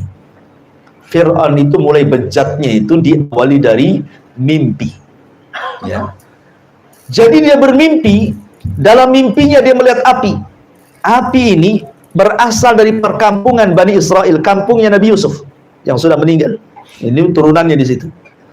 Ya. Jadi ada api dari Palestina menuju Mesir. Cuman perkampungan Nabi Yusuf Bani Israel itu tidak terbakar. Satu Mesir terbakar. Jadi Fir'aun heran. Ini kan mimpi buruk gitu ya. Tapi sambil lalu saja. Ini mungkin hanya bunga-bunga tidur. Besoknya mimpi dengan mimpi yang sama. Besoknya mimpi dengan mimpi yang sama. Terpaksalah si Fir'aun ini mengumpulkan penasehat spiritual. Ini bahasa kitanya dukun lah ya. Ya keren kali penasehat spiritual itu. Atau ahli supranatural gitu. Dikumpulkan tuh mbah-mbah dukun itu. Ya, kemudian disuruh mentakwil, meramal. Ada apa ramalannya? Kok aneh kali mimpinya? Ya. Akhirnya kemudian para penasihat spiritual ini menunjukkan bahwa setiap pemimpin pejabat itu ada tuh namanya penasihat spiritual tuh. Karena di sini Fir'aun ada penasihat spiritual tuh. Ya, jangan-jangan tingkat RT aja ada penasihat spiritualnya. Supaya kalau pemilihan dapat lagi gitu ya. Jadi akhirnya kemudian kata tukang sihir, ini pertanda kekuasaanmu akan tumbang oleh seorang bayi yang akan lahir dari perkampungan Nabi Yusuf itu, Bani Israel. Oh, ketakutan Fir'aun. Kalau begitu kita bantai saja bayi-bayi laki-laki. Akhirnya terjadi pembantaian setiap hari. Bahkan ada wanita hamil itu dilihat-lihat, ditunggu sampai melahirkan. Kalau lahir anak laki-laki, bantai. Kalau lahir anak perempuan, biar gini, dihidupkan. Nanti besok lagi ada anak laki-laki, bantai. Anak perempuan, biarkan dia hidup. Yudzabbihuna abna'ahum wa yastahyuna nisa'ahum. Mereka membantai anak laki-laki dan membiarkan anak wanita. Dan begitu seterusnya setiap hari sampai berbulan-bulan, bertahun-tahun. Jadi akhirnya orang-orang yang berakal Mesir mengatakan, ya Fir'aun, kita tahu bahwa kemajuan Mesir itu di tangan Bani Israel. Walaupun mereka diperbudak oleh kaum Kipti, tetapi bagaimanapun kaum Kipti itu sangat berhajat kepada Bani Israel, karena mereka yang paham soal ekonomi Mesir. Mereka yang paham soal bangun jalan, bangun bangunan yang besar, yang megah, dan begitu seterusnya. Jadi Allah berikan sampai hari ini orang-orang Yahudi kan diberikan kecerdasan tuh, yang Allah tidak berikan kepada yang lainnya. Ya, tetapi kecerdasan Yahudi justru untuk menyesatkan orang. Tapi antum harus bedakan antara Bani Israel dengan Yahudi. Makanya jangan pernah negeri Israel dikatakan Israel, kita katakan Yahudi, negeri Yahudi. Karena Israel itu diambil dari Bani Israel, dan itu nama suci, nama Nabi Yakub. Ya. Makanya untuk bedakan, Bani Israel itu keturunan Yakub, kalau Yahudi itu agama. Bani Israel ini ada yang baik, ada yang jahat. Nabi Yusuf Bani Israel baik, dan nabi-nabi dari Bani Israel banyak. Tapi kalau Yahudi itu agama yang menyesatkan. Makanya kita setiap sholat berlindung dari orang Yahudi. Ghairil maghdubi alaihim waladhdallin. Ya, maghdub siapa? Maghdub itu Yahudi, maksudnya maghdub itu. Dhalin itu artinya Nasrani. Kita berlindung dari mereka. Hari-hari kita ngomong seperti itu dalam setiap sholat kita kan. Ya, ihdinas siratal mustaqim siratal ladzina an'amta alaihim ghairil maghdubi alaihim waladhdallin. Ya. Lah, ketika kemudian orang-orang yang berakal mengatakan janganlah seperti itu. Nanti kalau habis turunan mereka, bapak-bapak mereka mati, siapa yang akan melanjutkan pembangunan Mesir ini? Ya. Biarkanlah, buat kebijakan lain. 1 tahun bantai, 1 tahun jangan. 1 tahun bantai, 1 tahun jangan. Kayak Pasar Daud gitu ya. Jadi akhirnya kemudian sepakat Fir'aun, tahun ini pembunuhan bayi. Pokoknya kalau dalam tahun ini ada lahir anak laki-laki, bantai. Tahun depannya walaupun lahir anak laki-laki jangan dibantai, biarkan dia hidup. Dibuat selang-seling seperti itu. Di hari atau di tahun ketidak ada pembantaian, lahir pula Nabi Allah Harun. Selamat dia. Ya kan? Tidak dibantai. Karena apa? Lahir di tahun tidak ada pembantaian. Ya. Di tahun ada pembantaian, lahir pula Musa, adiknya. Maka ibunya takut. Karena ketika itu suaminya sudah meninggal. Sehingga bagaimana harus merawat satu anak laki-laki, tidak ada suami yang bisa membelanya. Akhirnya ibunya Musa ketakutan, makanya Allah ilhamkan kepada Ummi Musa an alqi, untuk dilempar bayi itu, letakkan di kotak. Maka diletakkan di kotak, dikasih tali, jadi waktunya nyusu ditarik, kasih susu, habis itu dibiarkan lagi. Allah takdirkan talinya putus, akhirnya mengapunglah di sungai Nil. Kembali ke cerita istana Fir'aun. Fir'aun itu tidak punya anak laki-laki, semua anak perempuan. Satu anak perempuan yang kesayangan Fir'aun itu sakit-sakitan. Sudah berusaha ke dukun sana, dukun sini, tidak bisa mengobati. Ya namanya dukun. Dukun itu kalau tidak istilahnya pesulap, kalau tidak pendusta, cabul katanya. Kan gitu ya. Pak dukunnya bilang itu oknum gitu. Ya mungkin oknum gitu ya. Tapi yang jelas bahwa tidak ada yang bisa mengobati. Rupanya ada seorang peramal mengatakan anak ini akan sembuh kalau diusap oleh kotak yang pertama kali ngapung di sungai Nil. Ceritanya begitu. Ini kisah Israiliyat. Akhirnya setiap harilah istri Fir'aun Asya bintu Muzahim itu memandang sungai Nil. Ya, kapan ada kotak itu. Suatu hari nampak pula kotak itu. Yang di situ ada bayinya Musa. Maka istrinya Fir'aun Asya bintu Muzahim memerintahkan pengawalnya untuk mengambil kotak itu. Pas ketemu isinya bayi, Allah ilhamkan ke dada istrinya Fir'aun langsung cinta kepada bayi itu, karena dia nggak punya anak lagi masalahnya. Ketika melihat bayi itu langsung senang, apalagi cakep bayinya. Ketika Fir'aun datang, hampir dibunuhnya bayi itu, karena takut jangan-jangan ini anaknya Bani Israel nih. Ya, nampak muka-mukanya Bani Israel katanya. Akhirnya kemudian kata istrinya Fir'aun, jangan. Saya sudah suka dengan dia. Mudah-mudahan dia menjadi qurratu ainin li walak, katanya. Mudah-mudahan bayi ini akan menjadi penyejuk mataku dan matamu. Kata Fir'aun, matamu saja, mataku tidak, katanya. Ya, kalau Fir'aun mengatakan dia, tentu Fir'aun akan beriman, ya kan? Tapi ketika Fir'aun mengatakan, itu penyejuk matamu saja, tidak mataku, nah, dari situlah maka Musa itulah yang dimaksud yang kelak akan menumbangkan kekuasaannya. Ya. Akhirnya dibesarkanlah Musa di istana Fir'aun. Ketika dia sudah menginjak dewasa, ya, sudah hidup di istana Fir'aun, diberikan pendidikan macam-macam di situ kan. Jalan-jalanlah Musa ini ke ganggang kota Mesir. Rupanya pula dia melihat ada perkelahian anak muda dari Bani Israel dan anak muda dari kaumnya Fir'aun. Awalnya tidak tahu siapa yang salah, tapi diperhatikan nampaknya yang dizalimi adalah anak muda dari Bani Israel. Ketika kemudian anak muda Bani Israel meminta pertolongan kepada Musa, Musa pun menolongnya. Ada yang mengatakan Musa itu tidak menyerang. Yang menyerang itu anak muda dari kaum Kipti. Musa hanya nangkis saja, tapi tangkisannya bisa membuat orang mati. Tapi ada juga mengatakan dia mukul, tapi tidak sengaja, bukan untuk membunuhnya, hanya untuk membela anak muda yang dizalimi. Pukulannya membuat dia mati. Ingat, hukum di Mesir kala itu siapa yang membunuh dibunuh kisos, ya kan? Maka Musa pun bingung dia, karena dia sudah bunuh orang. Ya. Tidak ada yang tahu peristiwa ini kecuali anak muda dari Bani Israel, Nabi Musa dan orang yang sudah mati itu. Belum ada yang tahu. Ya, apalagi alat buktinya dihilangkan semua. Dirusak semua, ya kan? Susah tuh nyingkapnya juga, ya. Akhirnya kemudian suatu hari, ini nggak ada yang tahu loh. Ya, kecuali Musa dan anak muda dari Bani Israel saja. Memang anak muda dari Bani Israel itu suka berulah rupanya. Di kesempatan yang lain dia lagi ribut, katanya. Dia lagi ribut. Ketika Musa lewat ke orang ini lagi yang buat ribut ini. Akhirnya ketika anak Bani Israel ini melihat Nabi Musa ketakutan, karena dia tahu sekali pukul mati. Gitu. Jangan-jangan dia dekat akan mukul saya. Ya, padahal Musa itu kan memastikan siapa yang salah, siapa yang benar gitu ya. Tapi anak muda ini sudah takut duluan ketika Musa menghadap dia.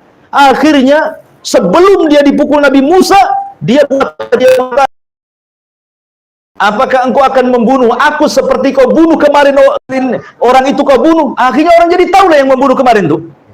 Kan tadinya nggak tahu kan? Tadinya kan tersembunyi gitu kan, karena nggak ada alat buktinya lagi. Ya. Tiba-tiba dia bertanya karena ketakutan, Nabi Musa, apakah engkau akan membunuh seperti engkau membunuh kemarin? Akhirnya orang tahu, oh yang mati kemarin tuh Musa yang bunuh, katanya. Nah, dari situ Musa mulai ketakutan, pergi lari dia. Ada orang yang bijak mengatakan, wahai Musa, kau harus meninggalkan Mesir. Kalau tidak kau ditangkap, kau akan mati. Maka dari situlah Musa memulai hijrah pertama, pergi dari Mesir ke negeri Arab. Kemana? Ke Madian. Ya. Singkat cerita, sampai di Madian, dia ketemu dengan orang laki-laki yang soleh namanya Syuaib, bukan Nabi. Ya, cuma namanya sama, Syuaib.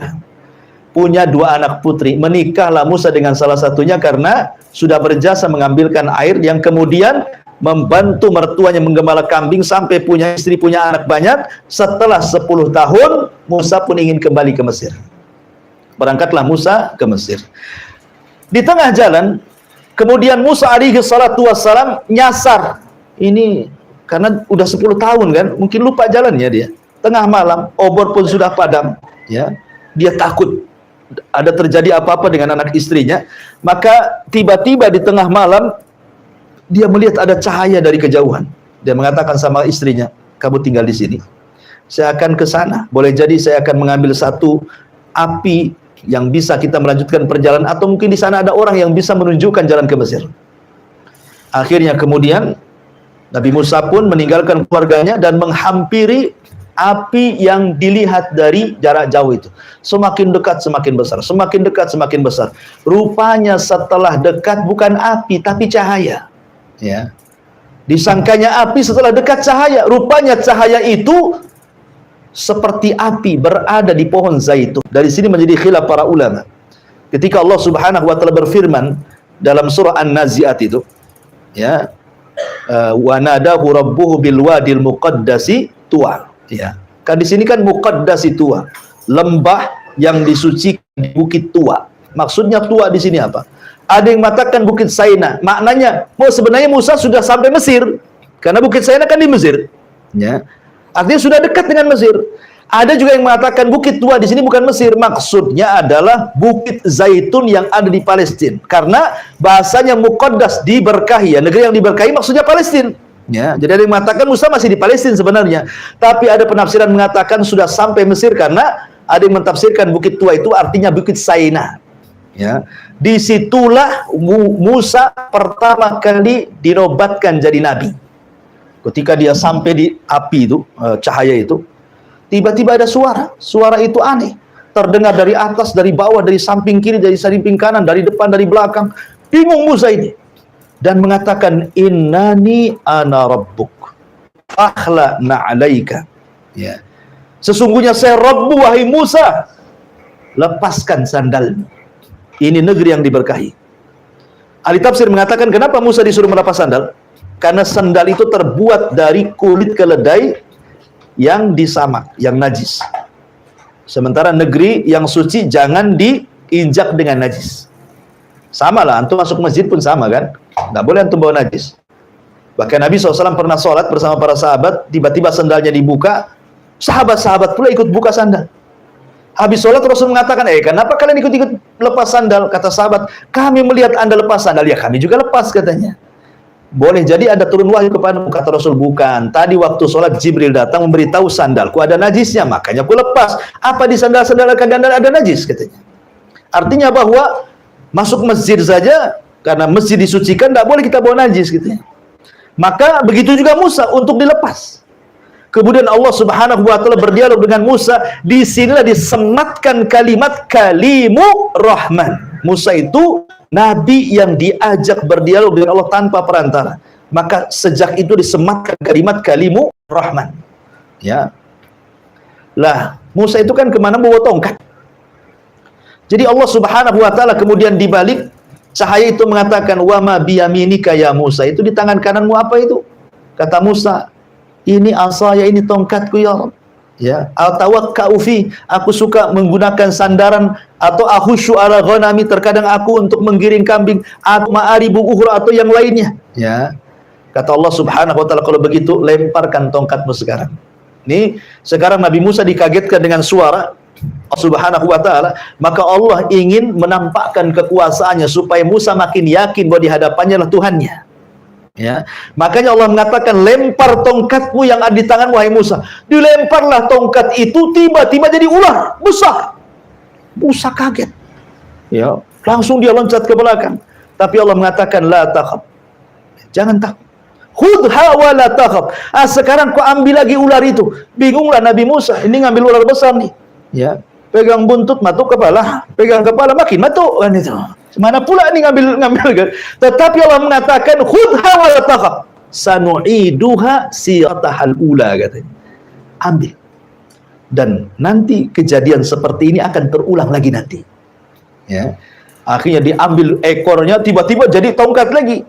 Yang lebih mengherankan Nabi Musa, karena kan Nabi Musa sedang mencari perapian untuk jalan di tengah malam kan. Kata Allah Subhanahu wa taala, masukkan nih ya tanganmu ke tengah-tengah bajumu, masukkan ke sini. Kemudian keluarkan. Maka Musa dimasukkan bajunya, kemudian dikeluarkan, tiba-tiba bercahaya. Ya. Apa ini? Nanti ya. Tiba-tiba bercahaya. Musa makin heran lagi kan? Berarti yakin bahwa yang di hadapannya berdialog adalah Allah Subhanahu wa taala. Maka setelah Allah berikan dua mukjizat besar berupa tongkat menjadi ular dan tangan bercahaya, maka Allah katakan kepada Musa, idhab ila fir'aun innahu tagha. Nanti kalau kau sampai di Mesir, pergi kau ke si Fir'aun. Dia raja yang zalim. Dakwai mereka, dakwai dia, ajak dia kepada tauhid. Ya. Akhirnya kemudian Musa pun sudah resmi jadi nabi nih. Maka berangkatlah bersama keluarganya ke Mesir. Masalahnya, Musa ini ngomongnya pelat, ya, dia tidak fasih. Ya, bahasa Arab kan beda dengan bahasa kita. Kalau bahasa kita orang cadel pun masih biasa saja lah kan. Pandai banyak pejabat cadel itu ya, masih bisa dipahami. Tapi orang Arab ini bahasa Arab nggak bisa kalau tidak fasih. Ya. Lah, karena dia tidak fasih, dia punya abang namanya Harun, fasih pula bicaranya. Maka dia mengatakan afsahu minni lisanan. Saya punya abang ya Rabb, dia lebih fasih lisannya dibandingkan diriku. Jadikan dia wazirku. Ya, maksudnya jadikan dia, angkat dia jadi nabi. Jadi Nabi Harun diangkat jadi nabi itu karena permintaan Musa. Maka Allah kabulkan. Harun diangkat jadi nabi. Berangkatlah dua orang ini menuju istana Firaun. Diketuknya Firaun. Kata Firaun, siapa? Kata penjaga Musa. Oh Musa, masuk-masuk. Karena Firaun kenal lah siapa Musa, namanya angkatnya. Ya. Ketika sampai di istana, mulailah Musa dan juga Harun mendakwai Firaun, mengajak kepada tauhid kepada Allah Azza wa Jalla. Firaun geleng-geleng kepala saja. Sudah 10 tahun hilang, datang-datang kalau ngajak-ngajak kayak gini katanya. Akhirnya Firaun mengatakan, "Hei Musa, kau ini buronan. Ya, kau sudah membunuh orang. Kau belum dapat hukuman." Kata Musa, "Ya Firaun, aku membunuh satu jiwa itu pun tidak sengaja. Jiwa yang kau bunuh ribuan jiwa," katanya. Siapa yang berhak dihukum katanya? Bayi-bayi yang kau bantai itu udah berapa itu katanya. Aku ini bunuh orang gak sengaja, kau bunuh orang sengaja lagi. Ya. Akhirnya bantah-bantahan di situ. Terakhir Firaun mengatakan, "Hei Musa, kalau kau nabi, nabi itu bawa mukjizat. Sebutkan mukjizat. Seperti apa mukjizatmu?" Disinilah Allah Subhanahu wa taala mengatakan, "Sanu'iduha siratahal ula." Ketika Musa berada di Bukit Tua itu, kisah ini akan terulang. Inilah pengulangan kedua kalinya. Maka Allah mengatakan, "Lemparkan tongkatmu di hadapan Fir'aun." Keluarlah tongkat itu, dilempar jadi ular. Subhanallah, Fir'aun ketakutan. Bagaimana mungkin seorang yang mengatakan ana rabbukumul a'la, saya Tuhan yang paling tinggi, takut sama ular? Mana logikanya? Kan dia Tuhan kan itu ya. Harusnya dia yang menciptakan ular, dia takut sama ular. Masa Tuhan takut sama ular? Berarti dia bukan Tuhan. Lebih takut lagi ketika Musa memasukkan tangannya, tiba-tiba bercahaya. Akhirnya Fir'aun mengatakan, "Oh Musa 10 tahun belajar sihir rupanya," katanya. Dia bilang, Nabi Musa sihir, penyihir, ya kan? Jangan-jangan Musa ini penyihir. Akhirnya Fir'aun karena tidak bisa membantah, ya, dia sudah tahu Musa di atas kebenaran. Tetapi yang namanya pemimpin kadang-kadang kibarnya itu sombong luar biasa. Dia mengatakan gini saja, Musa, bagaimana kalau kau tanding dengan tukang-tukang sihirku, tapi nanti di saat perayaan kerajaan, mungkin kalau sekarang pas Agustusan kan itu lagi rame-ramenya tuh, ya. Nanti setiap tahun kami di Mesir membuat perayaan, semua manusia akan datang. Disitulah kau duel dengan tukang sihir kami. Akhirnya Fir'aun pun selama menunggu perayaan itu, maka saya membah di semua daerah-daerah se-Mesir, siapa tukang sihir yang mau mendaftar, datanglah. Akan terjadi pertunjukan melawan Musa. Maka dari daerah-daerah datang tuh tukang-tukang sihir itu. Ya, datang dukun-dukun dari mana-mana. Mereka hendak demonstrasi kan itu. Sampai Imam Ibnu Katsir mengatakan jumlahnya 70.000 orang yang daftar itu. 70.000 orang. Kalau Indonesia, Asosiasi Dukun Indonesia berapa jumlahnya? 1.000. Ya, itu yang terdaftar tuh. Yang tidak terdaftar belum tahu berapa kan, karena tiap daerah kan ada dukunnya masalahnya. Ya, ini 70.000, lebih banyak lagi. Ya. Akhirnya Musa alaihi salatu wassalam mengiyahkan tantangan itu, tetapi Musa syaratnya satu. Dia tahu kelemahan tukang sihir malam hari. Dia minta di waktu duha. Makanya dalam Islam sendiri, kita sudah berlindung di malam hari, karena kekuatan setan itu menguat di malam hari. Akhirnya tertiga di waktu duha, sudah kumpul manusia banyak, karena itu hari perayaan kerajaan masalahnya. Kan dari mana-mana datang. Penontonnya banyak. Ya. Jadi kalau pakai karcis itu banyak untungnya tuh. Akhirnya kemudian duellah di situ Musa dengan tukang sihir Fir'aun. Endingnya kalahlah tukang sihir Fir'aun. Karena mereka menggunakan sihrut takhil, sihir hayalan. Ada yang mengatakan dalam kisah Israiliyat itu, jadi tambang-tambang yang dipotong-potong itu, mereka kemudian ditaburi dengan zat merkuri supaya nampak bergerak-gerak. Ya. Kemudian dimantra-mantrai supaya dihayalkan itu ular. Jadi tambangnya nampak bergerak-gerak kan, dihayalkan kan. Ini sihir tahyil namanya. Bahasa kerennya hipnotis, ya. Jadi Musa ketakutan lah, wajar manusiawi dia ketakutan kan. Kok ular sebanyak itu kan, 70.000 tukang sihir melempar, kan takut lah, wajar takut dia. Tetapi Allah mengatakan, la khatakaf, jangan takut wahai Musa, lemparkan tongkat. Tiba-tiba ketika Musa melempar tongkatnya, kata ahli tafsir, jadi ular besar. Ular ini aneh, kadang mengecil, kadang membesar. Gesit ke sana kemari, memakan semua ular-ular tukang-tukang sihir itu. Ini tukang sihir komat kamit, ya, berusaha untuk memantra-mantrai. Disangkanya Musa itu menggunakan sihir seperti yang mereka gunakan, sihir tahyil. Ya, disangkanya mereka kalau berkomat-komat itu yang dilihat tongkat bukan ular. Tapi tidak bisa juga. Mereka sudah mengambil mambang tanah, mambang air, mambang segala semuanya. Tetap saja kok jadi ular ini, tak ada tongkat-tongkat gitu ya. Ini kekuatan yang luar biasa. Ini bukan sihir, ini maha dahsyat ini. Dari situlah akhirnya 70.000 tukang sihir sujud taubat beriman kepada Allah Azza wa Jalla. Fir'aun emosi lah. Kan Fir'aun sudah menyediakan, sebelum tukang dukun datang kan tukang dukun sudah mengatakan, apakah kami dapat upah wahai Fir'aun? Ala na'ajrun, apakah kami dapat upah kalau kami mengalahkan Musa? Kata Fir'aun, siap, kami sediakan upah, bahkan engkau akan menjadi orang terdekat bagi kami, kata Fir'aun. Jadi Fir'aun itu sudah menyediakan segalanya. Tahu-tahu mereka membela. Apa enggak emosi si Fir'aun ini? Makanya Fir'aun mengatakan, amantum qabla an adana lakum. Berani-beraninya kalian beriman sebelum aku izinkan, katanya. Iman saja harus izin sama Fir'aun. Ya, jangan semata-mata. Akhirnya mereka pun semua tidak ada yang murtad. Mereka diikat, kemudian dibunuh dukun-dukun ini. Kemudian Abdullah bin Abbas radhiyallahu anhu mengatakan, lihat dukun-dukun itu. Di pagi hari mereka dukun yang jahat, di sore hari mereka para syuhada yang baik, katanya. Mereka masuk surga. Dibantai oleh Fir'aun. Lah sejak peristiwa ini, Fir'aun sudah tidak berani mengganggu Nabi Musa. Ada yang mengatakan Musa akhirnya tinggal di kampung Bani Israel selama 40 tahun. Ada yang mengatakan 20 tahun. Wallahu a'lam. Yang jelas bahwa sudah Fir'aun tidak ganggu lagi. Jadi Musa ini fokus berdakwah kepada Bani Israel selama 40 tahun itu. Lah selama 40 tahun inilah Allah Subhanahu wa taala berikan mukjizat, berbagai macam mukjizat, tapi tidak beriman juga tuh orang-orang Mesir itu. Ya. Pertama dikirim tufan, angin yang menghabiskan tanaman. Akhirnya karena mukjizat ini tidak mungkin diangkat kecuali dengan doanya seorang nabi. Datang angin topan, semua binatang-binatang, tumbuh-tumbuhan mati semuanya. Mereka datang kepada Nabi Musa, ya Musa, berdoalah kepada Allah supaya topan dihentikan. Berhentilah topan. Akhirnya sekian tahun berikutnya tidak juga beriman. Dikirimlah kodok di mana-mana. Ya, kalau kodok itu yang dewasa, kalau yang kecil namanya cebong. Ya. Jadi kodok di mana-mana. Ya. Makan dengan kodok. Bayangkan ya, di piring ada kodok gitu ya. Lagi masak tengok di kuali ada kodok, semua kodok, di mana-mana kodok. Ya.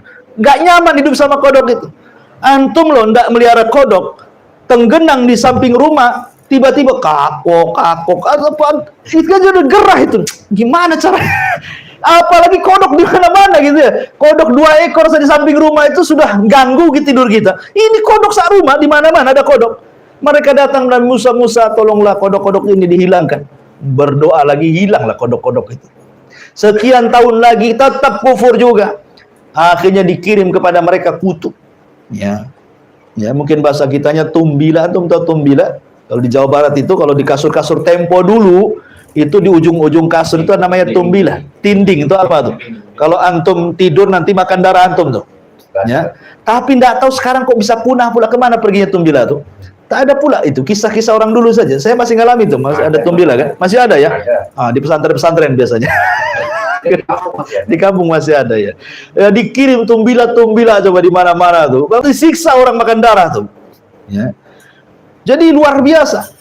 Akhirnya mereka datang ke Musa, lo berdoalah, hilangkanlah tumbila ini katanya. Akhirnya hilang tumbila, sekian tahun kufur lagi. Didatangkan kemudian Jarod itu apa? Belalang. Di mana-mana ada belalang. Itu kan belalang kan hama sawah tuh. Ya. Akhirnya berdoa lagi, minta kepada Musa, diangkat belalang. Akhirnya kufur lagi, kemudian dikirimlah darah. Ada yang mengatakan darah itu keluar dari badannya. Ada yang mengatakan air itu semua jadi darah. Sumur jadi darah, sungai jadi darah, lautan jadi darah. Pokoknya akhirnya Musa berdoa lagi, diangkat lagi, dan begitu seterusnya. Ya, sampai Musa melihat geleng-geleng kepala, tidak bisa.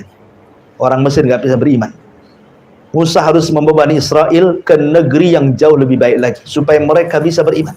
Kemana? Ke Palestina. Dari situlah Musa hendak hijrah. Kedengaran Fir'aun, oh tidak, kalian Musa membawa Bani Israel supaya Mesir bangkrut dengan tidak adanya orang-orang Bani Israel, tidak bisa. Siapa yang ikut Musa, kubunuh. Maka akhirnya Musa pada waktu yang ditentukan membawa Bani Israel sebanyak-banyaknya untuk mengarah ke Palestina. Fir'aun ketahuan, maka Fir'aun menyiapkan pasukan besar, kemudian menyusul Musa dan Bani Israel. Disinilah terjadi peristiwa mukjizat tongkat yang ketiga. Karena di hadapannya lautan, di belakang pula tentara Fir'aun. Bani Israel ketakutan, wa inna lamudrakun, Musa, kami sudah dilihat oleh tentara Fir'aun, mau kemana kita? Depan kita lautan. Musa dengan yakinnya mengatakan, innama iya rabbi sayahdin, tenang, kebersamaan Allah, Allah pasti ngasih petunjuk. Jibril turun, kemudian meminta kepada Musa untuk memukulkan tongkat di lautan, tiba-tiba menjadi 12 jalan. Kenapa 12 jalan? Karena 12 kabilah Bani Israel itu. Maka ketika sudah sampai di seberang sana, Fir'aun menyusul, Allah katakan fa'aghraqnahum wa junudahum. Maka kami tenggelamkan si Fir'aun, fa'aghraqnahu wa junudahu, dan tentara-tentaranya. Kenapa? Karena Fir'aun pernah mengatakan, sesungguhnya seluruh air di Mesir itu di bawah telapak kakiku. Sekarang Allah adab dengan ditenggelamkan di air. Karena dia sombong dengan air. Semua air di Mesir ini di bawah kakiku. Sekarang tahu. Ya. Itulah air yang kau sombongkan, kau tenggelamkan di bawah airnya. Begitulah Allah Subhanahu wa taala mengkisahkan tentang kisah Fir'aun. Wallahu alam, inilah 3 kisah yang tersebut dalam surah Al-Fajr. Taib, sebelum saya tutup ada pertanyaan di sini. Bismillah, afwan Ustaz, izin bertanya di luar tema, bagaimana hukum berdoa masalah pakai bahasa Indonesia saat sujud ketika salat? Iya. Saya Muhsin Al-Abbad pernah ditanya, boleh nggak seseorang ketika sujud menggunakan bahasa selain Arab? Bagilah yuhsin al-Arabiyah, bagi orang yang tidak baik bahasa Arabnya, bahkan tidak bisa berbahasa Arab, maka tidak mengapa dia berdoa dengan bahasa yang ia paham. Kemudian boleh ditanya lagi, apakah boleh diucapkan ataukah dalam hati? Maka boleh mengatakan boleh diucapkan. Wallahu a'lam. Boleh diucapkan. Ya, dan Allah Maha tahu akan bahasa yang kita ucapkan di situ. Wallahu a'lam bishawab. Subhanaka wa bihamdika asyhadu an la ilaha illa anta astaghfiruka wa atubu ilaik. Allahu taala alam. Assalamualaikum warahmatullahi wabarakatuh.